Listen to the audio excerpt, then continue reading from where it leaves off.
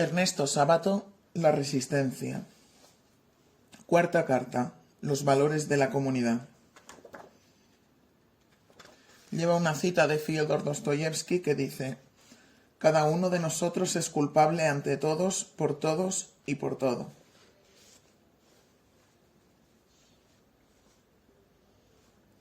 Quiero hablarles de Buenos Aires. Aunque yo no vivo en ella y me resultaría insoportable, la reconozco como mi ciudad, por eso mismo es que la sufro.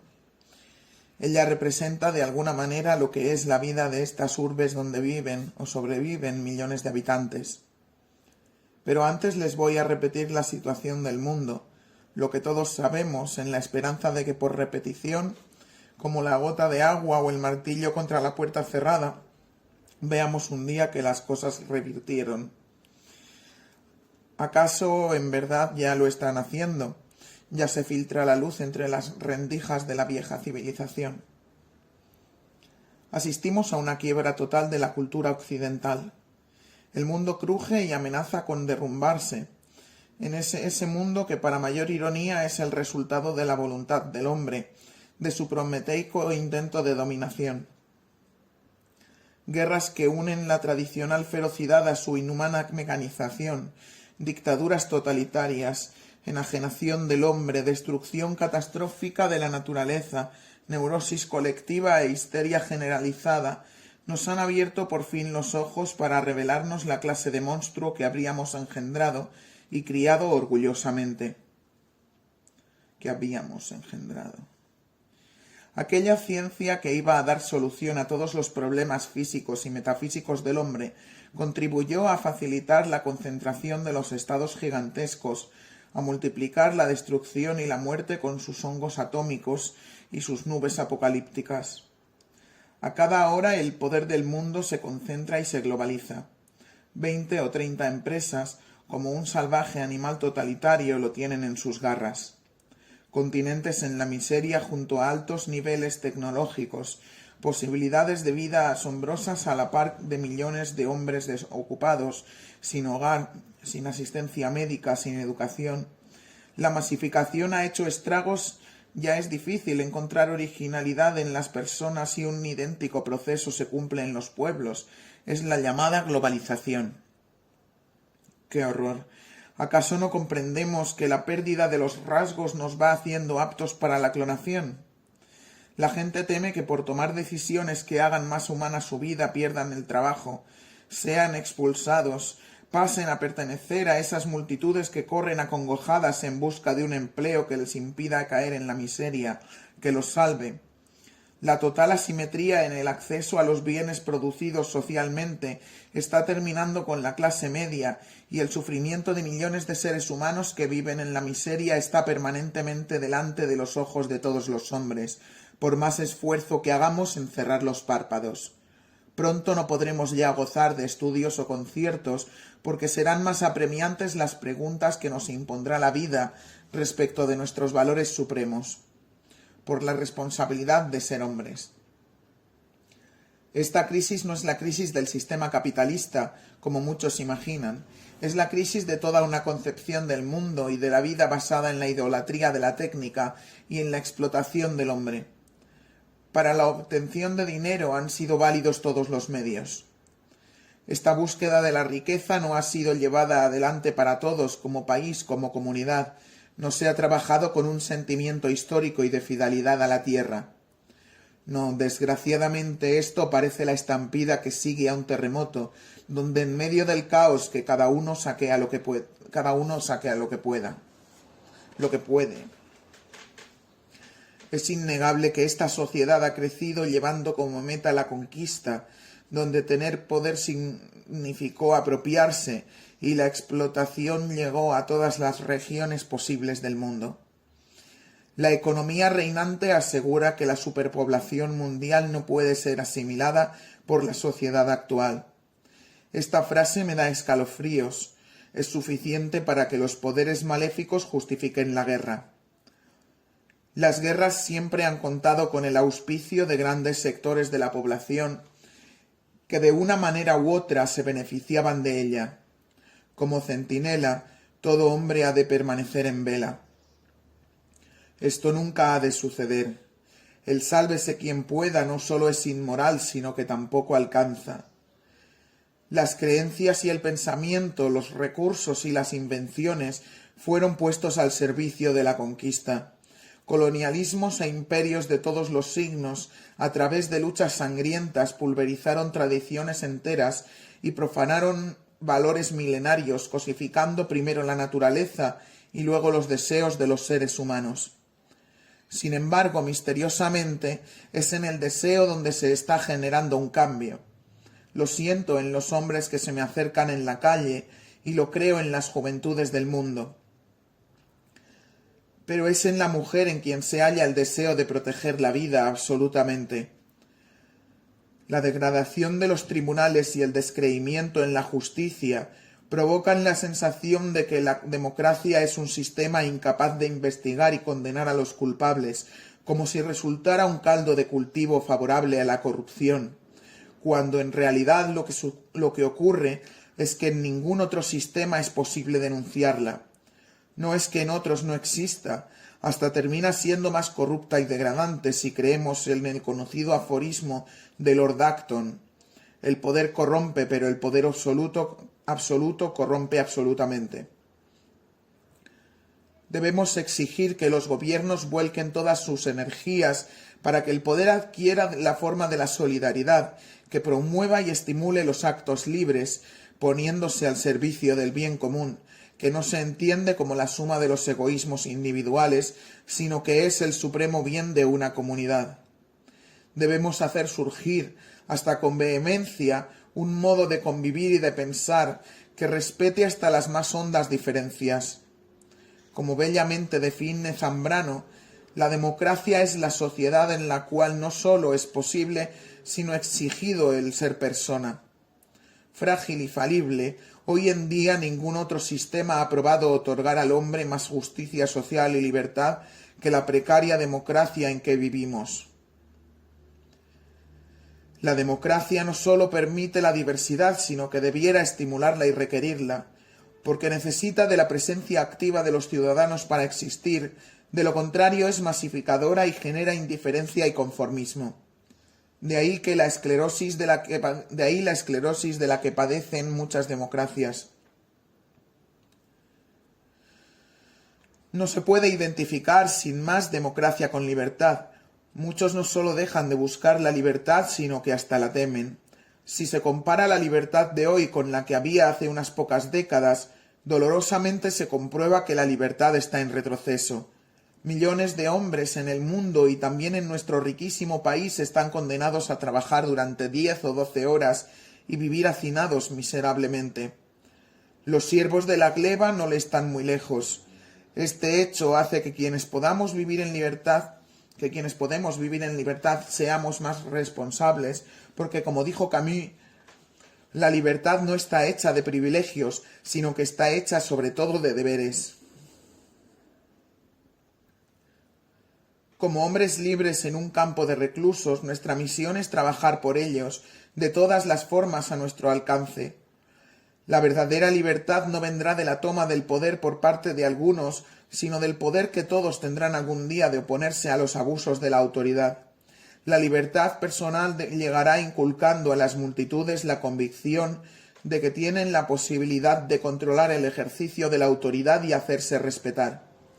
Afirmó Gandhi, este hombre que luchó hasta la muerte por la libertad de su milenario país. Gandhi era un convencido de que al hombre no se le otorgaría la libertad exterior hasta tanto no hubiera sabido desarrollar la libertad interior. Esta es una gran tarea para quienes trabajan en la radio, en la televisión o escriben en los diarios, una verdadera gesta que puede llevarse a cabo si es auténtico del dolor que sentimos por el sufrimiento de los demás. Muy a menudo compruebo que todo es opinable, y alguien que comenzó antes de ayer puede hablar tanto como otro cuya trayectoria está largamente probada en la vida del país. Y su opinión llega a ser clasificatoria y no tiene siquiera que demostrarse. La llamada opinión pública es la suma de lo que se le ocurre a quienes, en esos minutos, Pasan ocasionalmente por la vida, por la esquina elegida y conforman el mínimo universo de una encuesta que sin embargo saldrá a grandes titulares en los diarios y los programas de televisión. Las preguntas que suelen hacerse son de una torpeza que pondrían frenético a Sócrates, que las colocó en el lugar de quien ayuda a dar a luz. Todo pasa y todas las perspectivas son válidas, lo mismo Chicho que Napoleón, Cristo que el rey de bastos. No se piensa en el futuro, todo es de coyuntura. Otra consecuencia que el estado de cosas en las que Otra consecuencia de este estado de cosas es la sobrevaloración de la diversión. Los programas divertidos tienen mucho rating y el rating es lo supremo. No importa a costa de qué valor ni quién lo financia. Son esos programas donde divertirse es degradar o donde todo se banaliza, como si habiendo perdido la capacidad para la grandeza nos conformáramos con una comedia de regular calidad. Esta desesperación por divertirse tiene sabor a decadencia. Quienes así actúan reflejan una posición verdaderamente escéptica, donde no cabe enfurecerse, ya que se descree de toda conquista que pueda mejorar la vida. Si algo es apocalíptico, es este vivir como si mañana no hubiera mundo y solo nos restara disimular la tragedia. Nuestra civilización ha tomado un tipo de bienestar como el deber ser de la vida, fuera del cual no hay salvación. Este objetivo es logrado por el miedo y por la incapacidad que tienen hoy los hombres de vivir los momentos duros, las situaciones límite, los obstáculos. En especial se tiene horror al fracaso. Se oculta cualquier avería en el bienestar, pues enseguida se teme la exclusión, quedar eliminado de la existencia como un equipo de fútbol lo estaría en un campeonato. Tal es la dificultad que tiene el hombre actual de superar las tormentas de la vida, de recrear la existencia después de las caídas. Salían por centenares del subterráneo, tropezaban, bajaban de los colectivos atestados, entraban en el infierno de retiro, donde volvían a encimarse en los trenes.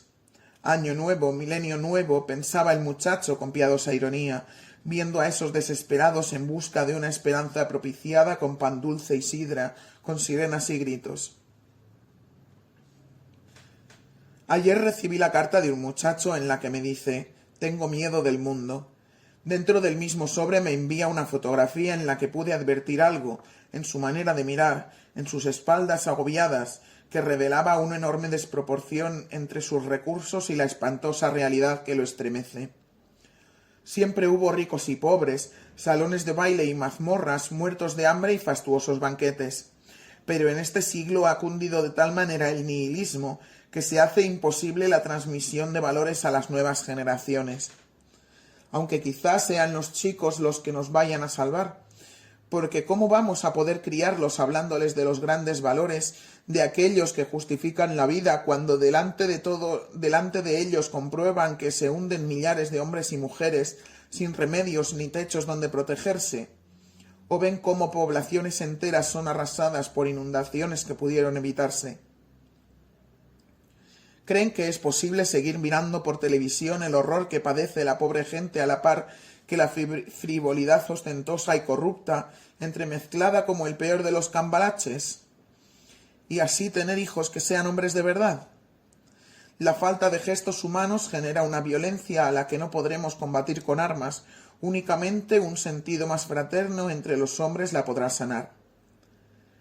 Miles de hombres se desviven trabajando, cuando pueden, acumulando amarguras y desilusiones, logrando apenas sostenerse un día más en la precaria situación, mientras casi no hay individuo que tras su paso por el poder no haya cambiado, que en apenas meses un modesto departamentito por una lujosa mansión con entrada para fabulosos autos. ¿Cómo no les llega la vergüenza?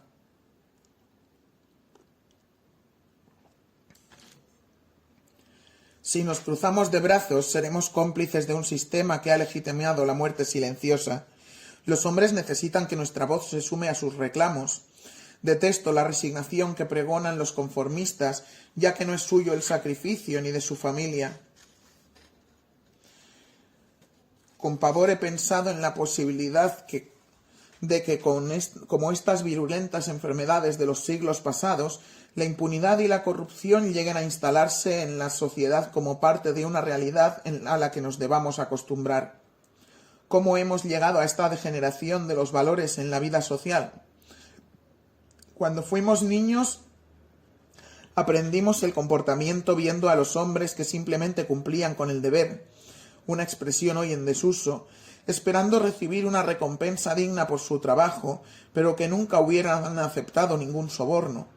Eran personas con dignidad, no se hubieran metido en el bolsillo lo que no les correspondiera, ni hubieran aceptado sobornos ni bajezas semejantes. Recuerdo que mi padre perdió su molino harinero por un crédito al que se había comprometido de palabra. Desde luego para él significó un inmenso dolor, pero hubiera sido indigno de un verdadero hombre evadir su responsabilidad. Ese sentimiento del honor le daba fuerzas y vivía en paz. ¿Qué decir de lo que fueron alguna vez los sindicatos? Casi con candor recuerdo la anécdota de aquel hombre que se desvaneció en la calle, y cuando fue reanimado quienes lo socorrieron le preguntaron cómo no se había comprado algo de comer con el dinero que llevaba en su bolsillo, a lo que aquel ser humano maravilloso respondió que ese dinero era del sindicato. No es que en ese entonces no hubiera corrupción, pero existía un sentido del honor que la gente era capaz de defender con su propia conducta, y robar las arcas de la nación, las que deben atender al bien común, era de lo peor, y lo sigue siendo. Quienes se quedan con los sueldos de los maestros, quienes roban a las mutuales o se ponen en el bolsillo el dinero de las licitaciones no pueden ser saludados. No debemos ser asesores de la corrupción. No se puede llevar a la televisión a sujetos que han contribuido a la miseria de sus semejantes y tratarlos como señores delante de los niños. Esa es la gran obscenidad. ¿Cómo vamos a poder educar si en esta confusión ya no se sabe si la gente es conocida por héroe o por criminal? Dirán que exagero, pero ¿acaso no es un crimen que a millones de personas en la pobreza se les quite lo poco que les corresponde? ¿Cuántos escándalos hemos presenciado y todo sigue igual, y nadie con dinero va preso?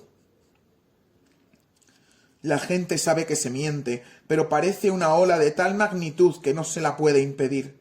Esto hace sentir impotente a la gente y finalmente produce violencia. ¿Hasta dónde vamos a llegar?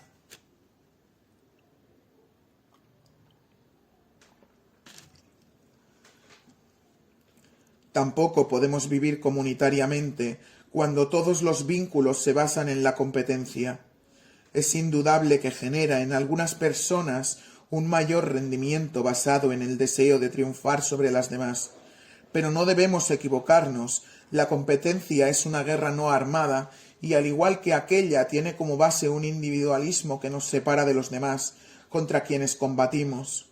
Si tuviéramos un sentido más comunitario, muy otra sería nuestra historia y también el sentido de la vida del que gozaríamos.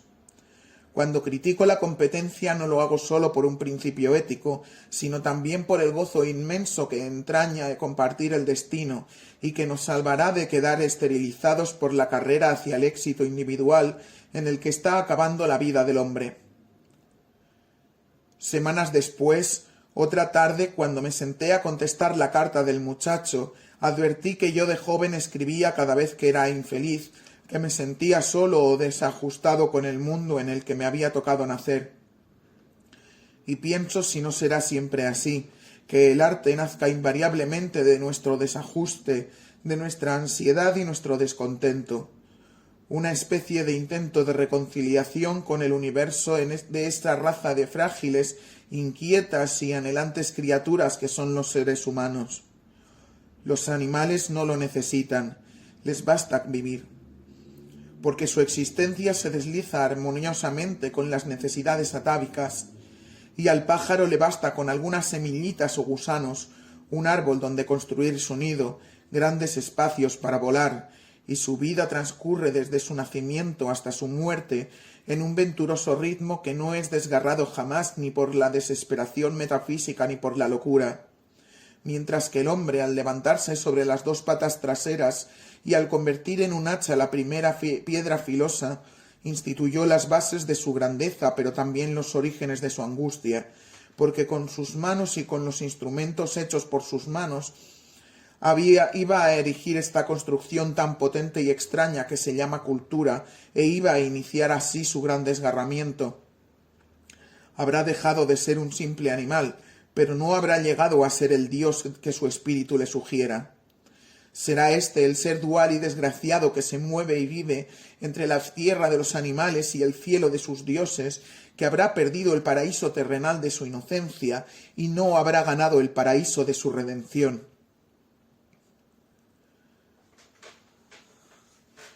¿Cuántas veces les he aconsejado a quienes acuden a mí en su angustia y en su desaliento que se vuelquen al arte y se dejen tomar por las fuerzas invisibles que operan en nosotros?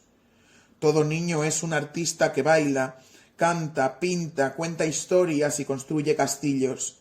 Los grandes artistas son personas extrañas que han logrado preservar en el fondo de su alma esa candidez sagrada de la niñez y de los hombres que llamamos primitivos, y por eso provocan la risa de los estúpidos.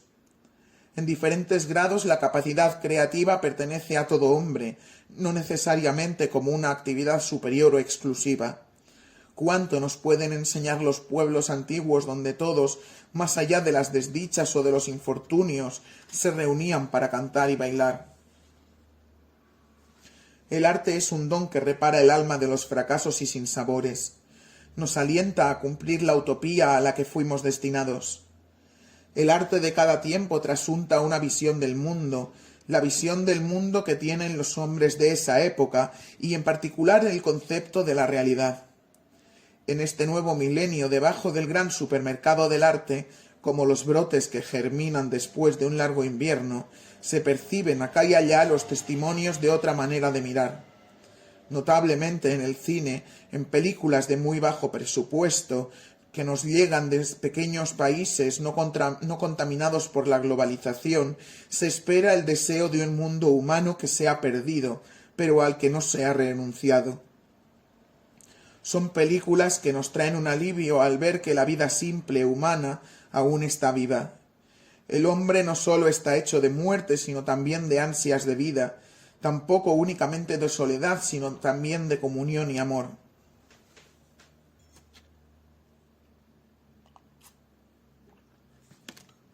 Contemplaba con mirada de pequeño dios imponente el conglomerado turbio y gigantesco, tierno y brutal, aborrecible y querido, que como un temible leviatán se recortaba contra los nubarrones del oeste. El sol se ponía y a cada segundo cambiaba el colorido de las nubes en el poniente. Grandes desgarrones gris-violáceos se destacaban sobre un fondo de nubes más lejanas, grises, lilas, negruzcas. Lástima ese rosado, pensó, como si estuviera en una exposición de pintura. Pero luego el rosado se fue convirtiendo más y más, abaratando todo, hasta que empezó a apagarse y pasando por el cárdeno y el violáceo, llegó a gris y finalmente al negro que anuncia la muerte, que siempre es solemne y acaba siempre por conferir dignidad. Y el sol desapareció. Y un día más terminó en Buenos Aires, algo irrecuperable para siempre, algo que inexorablemente lo acercaba un paso más a su propia muerte. Y tan rápido, al fin tan rápido. Antes los años corrían con mayor lentitud y todo parecía posible, en un tiempo que se extendía ante él como un camino abierto hacia el horizonte. Pero ahora los años corrían con creciente rapidez hacia el ocaso, y a cada instante se sorprendía diciendo: «Hace 20 años cuando lo vi por última vez», o alguna otra cosa tan trivial pero tan trágica como esta, y pensando enseguida, como ante un abismo, qué poco, qué miserablemente poco resta de aquella marcha hacia la nada. ¿Y entonces para qué? Y cuando llegaba a ese punto y cuando parecía que ya nada tenía sentido, se tropezaba acaso con uno de estos perritos callejeros, hambriento y ansioso de cariño, con su pequeño destino, tan pequeño como su cuerpo y su pequeño corazón que valientemente resistirá hasta el final. defendiendo aquella vida chiquita y humilde como desde una fortaleza diminuta. Y entonces, recogiéndolo, llevándolo hasta una cucha improvisada, donde al menos no pasase frío, dándole algo de comer, convirtiéndose en sentido de la existencia de aquel pobre bicho, algo más enigmático pero más poderoso que la filosofía parecía volverle a dar sentido a su propia existencia, como dos desamparados en medio de la soledad que se acuestan juntos para darse mutuamente calor.